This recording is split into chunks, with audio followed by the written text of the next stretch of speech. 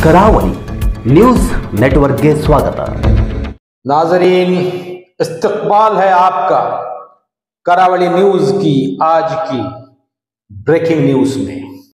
आज 9 अप्रैल बरोज बुध हिंदू जागरण वेदिके की जानिब से भटकल टाउन पुलिस स्टेशन में एक धरना दिया गया। क्या था यह धरना? इसको जानने के लिए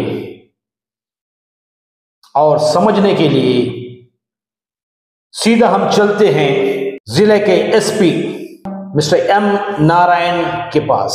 उन्होंने इस वक्त मीडिया के सामने क्या बयान दिया, हम उनकी बातों को सुनाने से पहले संक्षेप में हम आपको थोड़ी बातें उनकी समझाने की कोशिश करेंगे।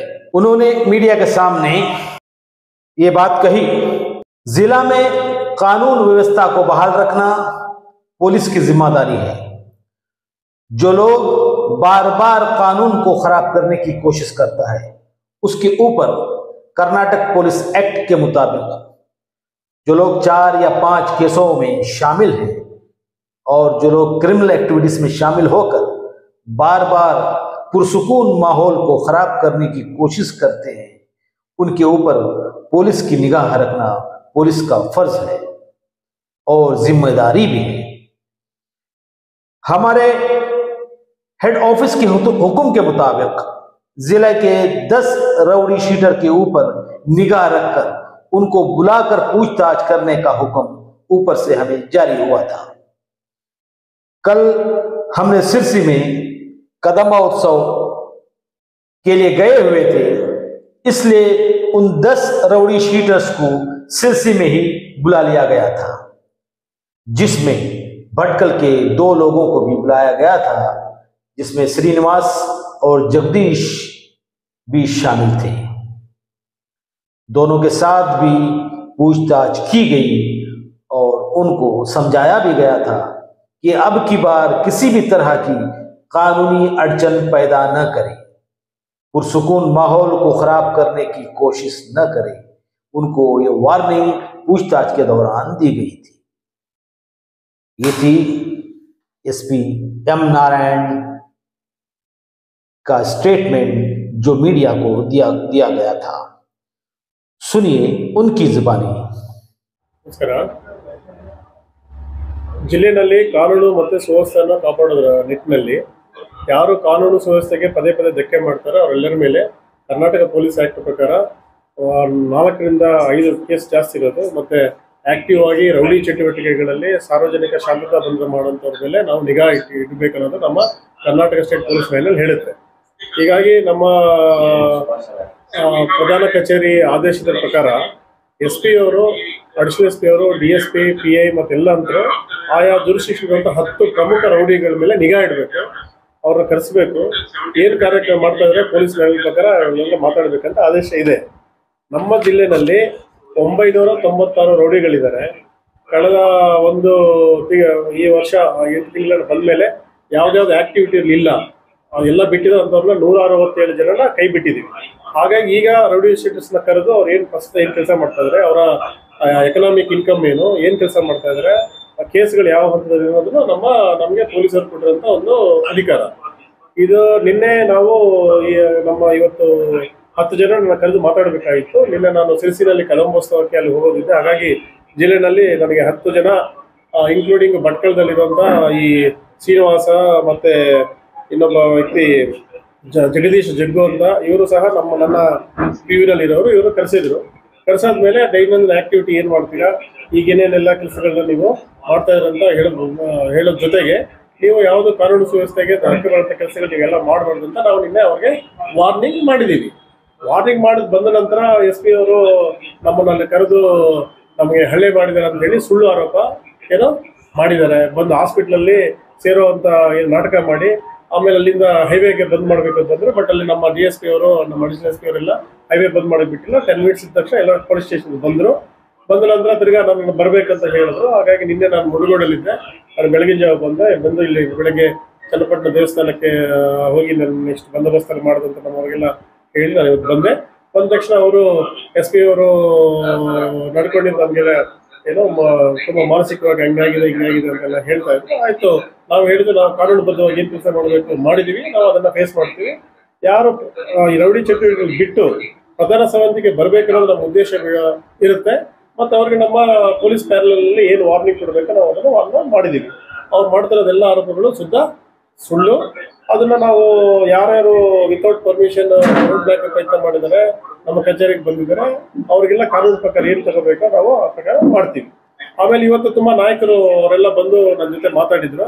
ತುಂಬಾ ಪ್ರಕರಣಗಳಲ್ಲಿ ಈ ಹೋರಾಟ ಮಾಡಿದವ್ರಿಗೆ ಮತ್ತೆ ರಾಜಕೀಯ ಕಾರಣಗಳಿಗೆ ರೌಡಿ ಶೀಟ್ ಮಾಡಿದ್ದು, ಆಮೇಲೆ ಸಂಘದ ಹೋರಾಟಗಳಲ್ಲಿ ಪಾಲ್ಗೊಂಡವ್ರ ಮೇಲೆ ಸಹ ಬೇರೆ ಸೀರಿಯಸ್ ಕ್ರೈಮ್ ಮಾಡಿದವ್ರ ಜೊತೆ ಇವ್ರನ್ನೂ ಸೇರಿಸಿ, ಮತ್ತೆ ಪೊಲೀಸ್ ಠಾಣೆಗಳಲ್ಲಿ ಸುಖಾಸುಮ್ಮನೆ ನಮ್ಮ ಮೇಲೆ ವೈಯಕ್ತಿಕ ದ್ವೇಷಕ್ಕೆ ಇದೆಲ್ಲ ಮಾಡ್ತಾ ಇದ್ದಾರೆ. ಅದೆಲ್ಲ ಸರಿ ಹೋಗ್ಬೇಕನ್ನೋದನ್ನು ಸಹ ಎಲ್ಲ ಸಂಘಟನೆ ಮುಖಂಡರು ಬಂದು ನಮ್ಮ ಹತ್ರ ಮಾತಾಡಿದ್ದಾರೆ. ಸೊ ಈಗ ನಾವು ಮಾನ್ಯ DG ಸಾಹೇಬ್ರ, AD ಸಾಹೇಬರು ಮತ್ತು IG ಸಾಹೇಬ್ರೆಲ್ಲ ನಿರ್ದೇಶನ ಇದೆ. ಈಗೇನು ಮಿಕ್ಕಿ ಉಳಿದಂಥ ರೌಡಿ ಶೀಟರ್ಸ್ನ ನಾವು ಯಾವ್ದು ಸೀರಿಯಸ್ ಕ್ರೈಮ್ಸ್ ಯಾವುದು, ಸಂಘಟನೆ ಕ್ರೈಮ್ಸ್ ಯಾವುದು ನೋಡಿ ನಾವು ಈ ಮಕ್ಕಳಲ್ಲಿ ಎಲ್ಲ ಕಡೆ ನೋಡಿಕೊಂಡು ಯಾರ್ಯಾರು ಈ ಎಲ್ಲ ಕ್ರಿಮಿನಲ್ ಚಟುವಟಿಕೆಗಳನ್ನ ಬಿಟ್ಟಿದ್ದಾರೆ ಅವ್ರೆಲ್ಲರಿಗೂ ಸಹ ರೌಡಿ ಪಟ್ಟಿಯಿಂದ ತೆಗೆಯೋದು. ಯಾರು ತಿರ್ಗಾ ಆಕ್ಟಿವ್ ಆಗಿ ಪದೇ ಪದೇ ಶಾಂತಿ ಬಂದಿರೋ ಅವ್ರ ಮೇಲೆ ಗೂಂಡ ಆಕ್ಟ್ ಮತ್ತೆ ಅವರು ಬಾಂಡ್ ಹಾಕಿ ಮತ್ತೆ ಎಕ್ಸ್ಟರ್ಮೆಂಟ್ ಕೆಲಸವನ್ನು ನಾವು ಮಾಡ್ತೀವಿ. ಮಠಕಳದಲ್ಲಿ ನಾನು ಹಿಂದೆ ಕೆಲಸ ಮಾಡಿದ್ದೆ, ಎಲ್ಲ ಗೊತ್ತಿರೋಂಥ ಲೀಡರ್ಸ್ ಇದ್ದಾರೆ. ಅವ್ರವ್ರ ಸಂಘಟನೆಯಿಂದ ಅವ್ರದ್ದು ಏನೋ ಆಟೋ ಚಾಲಕ ಅಂತ ಮಾಡೋದು ಆ ಥರ ಇಲ್ಲ. ನಮಗೆ ಕ್ರೈಮು ಅವ್ರೇನು ಮಾಡಿದ್ದಾರೆ ಅದನ್ನ ಸರಿ ಮಾಡಿಸ್ಕೋಬೇಕು, ಮುಂದಿನ ಕ್ರೈಮ್ ಹೋಗ್ಬಾರ್ದು ಅಂತ ಮುಂಜಾಗ್ರತಾ ಕ್ರಮಗಾರೆ ಸೆಕ್ಯೂರಿಟಿ ಏನು ಪ್ರೊಸೀಡಿಂಗ್ಸ್ ನಾವ್ ಏನ್ ಮಾಡಬೇಕು ಅಷ್ಟೇ ಮಾಡಿದ್ವಿ. ಇದನ್ನ ತಿರುಚಿದ್ದಾರೆ. ಹಾಗಾಗಿ ನಾವು ಯಾರು ಕಾನೂನು ಕೈ ತಗೊಂಡ್ರೆ ನಾವು ಕಾನೂನುಬದ್ಧವಾಗಿ ಕ್ರಮ ತಗೊಂತೀವಿ. ಇದಕ್ಕೆ ಯಾವುದೇ ರೀತಿಯ ರಟ್ಟೆ ಪುಕ್ಕೆ, ಜಾತಿ, ಧರ್ಮ, ಅದಾದ ನಂತರ ಪ್ರೊಫೆಷನ್ ಇದೆಲ್ಲ ಸೇರೋದೆಲ್ಲ ಸರಿ ಇಲ್ಲ. ಈ ತರ ಸುಳ್ಳು ಸುದ್ದಿ ಸಹ ನಾವು ಕ್ರಮ ತಗೊಂಡು. इसलिए कल रात हिंदू कार्यकर्ताओं ने सर्कल में थोड़े वक्त के लिए ट्रैफिक को भी जाम करके रखा था, जिससे ट्रैफिक सिस्टम मुतासिर रहा। और अब सुबह भी पुलिस स्टेशन में आकर मुर्दाबाद के भी नारे लगाए गए, जिसकी तस्वीर हम आपको वीडियो के जरिए दिखा जा रहे हैं। देखिए हमारी ये रिपोर्ट वीडियो के जरिए।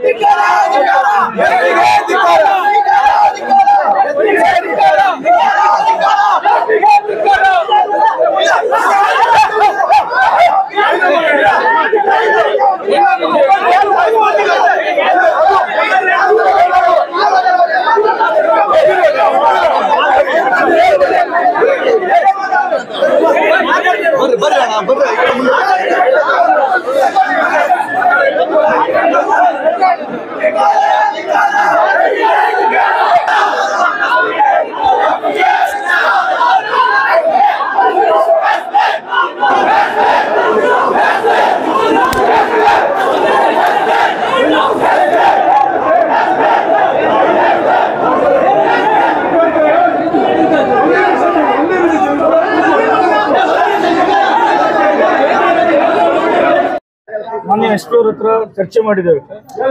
ಈ ಜಿಲ್ಲೆಯಲ್ಲಿ ಈ ಹಿಂದಿನಿಂದ ಅನೇಕ ವರ್ಷಗಳಿಂದ ಏನು ನಮ್ಮ ಕಾರ್ಯಕರ್ತರ ಮೇಲೆ ಕೇಸ್ ಆಗ್ತಾ ಇತ್ತು, ಕೆಲವೊಂದು ಅಧಿಕಾರಿಗಳ ತಪ್ಪು ಮಾಹಿತಿಯಿಂದ ನಮ್ಮ ಕಾರ್ಯಕರ್ತರ ಮೇಲೆ ಕೇಸ್ ಆಗ್ತಿರುವಂತದ್ದು ನಮ್ಗೆ ನಾನೀಗ ಬಂದು 8 ತಿಂಗಳಾಗಿದೆ. ಇದನ್ನು ಪರಿಶೀಲನೆ ಮಾಡ್ತಾ ಇದ್ದೇನೆ. ಈ ತರ ಮಾಹಿತಿಯಿಂದ ಅಧಿಕಾರಿಗಳ ತಪ್ಪು ಮಾಹಿತಿಯಿಂದ ಇದಾಗಿದೆ.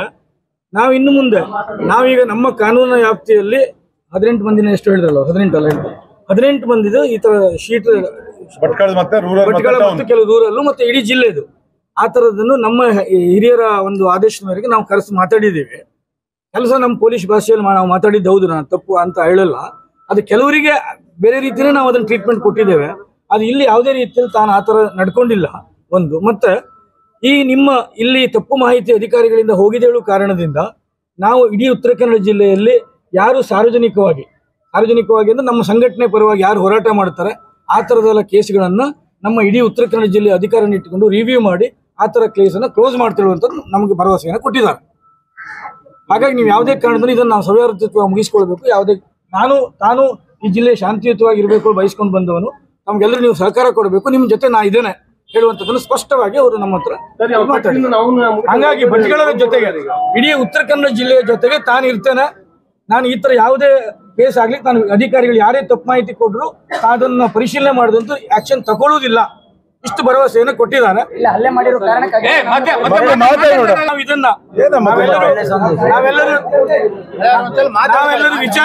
ನಾವೆಲ್ಲರೂ ಒಂದು ವಿಚಾರಕ್ಕೋಸ್ಕರ ಕೆಲಸ ಮಾಡ್ತಾ ಇರುವಂತ ಕಾರ್ಯಕರ್ತರು ನಾವು ಇದನ್ನ ಇಲ್ಲಿಗೆ ಮುಗಿಸಿಕೊಂಡು ಮುಂದಿನ ದಿನಗಳಲ್ಲಿ ಅವ್ರು ಭರವಸೆ ಕೊಟ್ಟಿದ್ದಾರೆ, ಸಂಘಟನೆಯ ಪರವಾಗಿ ಅಥವಾ ಸಾರ್ವಜನಿಕವಾಗಿ ಧ್ವನಿ ಎತ್ತುವಂತ ಯಾವುದೇ ಕೇಸ್ಗಳನ್ನ ನಾವು ಯಾರ ಮೇಲೂ ಹಾಕುವುದಿಲ್ಲ.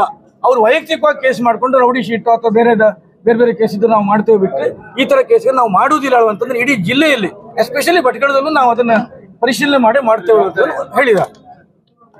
हमारी ये वीडियो आपको कैसी लगी कमेंट्स बॉक्स में अपनी राय ज़रूर दें। वीडियो को लाइक और हमारे चैनल को सब्सक्राइब ज़रूर करें।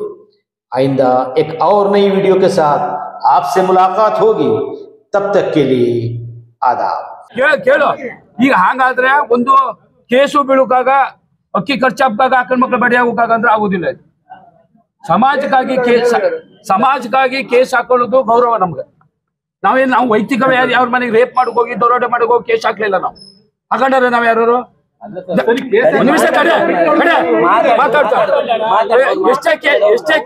ಎಷ್ಟೇ ಕೇಸ್ ಹಾಕೊಂಡ್ರು ನಾವು ಸಮಾಜದ ಬಗ್ಗೆ ಹಾಕೊಂಡ್ರೆ ನಮ್ಗೆ ಗೌರವ ಇದೆ. ಇವತ್ತು ನಮಗ್ ಗೌರವ ಇದೆ.